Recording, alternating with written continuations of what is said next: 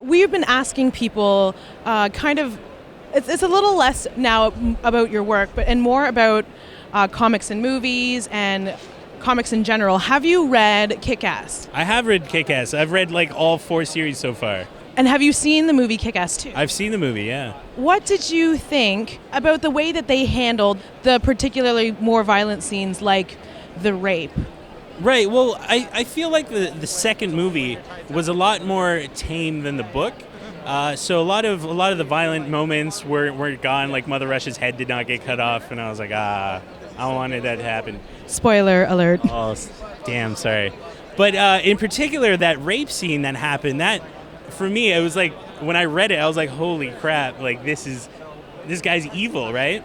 And in a way, like, that's a very poor way of showing that someone is evil, is just to have him rape somebody. But okay, so as a writer yourself, you would say that using rape and ultra violence is kind of, as a writer, how do you feel about that? For sure, like, I mean, rape is such a controversial thing, and it's such a changing moment in someone's life that if you just kind of like throw it around willy-nilly, be like, okay, this person needs to be shown as evil, so we'll get this person raped. It's like there's not enough emotion behind that the reader is like, oh, this is really weird.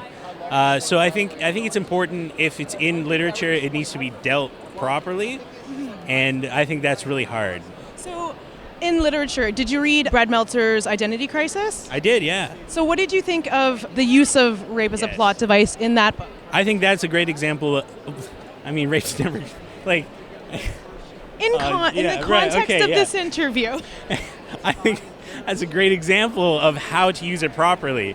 So what happened was that kind of shaped the rest of the book, you know what I mean? And I think that's the proper way to handle it.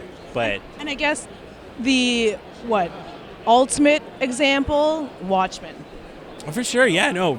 Well, I personally think the ultimate example is in A League of Extraordinary Gentlemen, when the Invisible Man screws everyone over and Dr. Jekyll's like, well, we're gonna have... I was like, oh my God, what am I watching?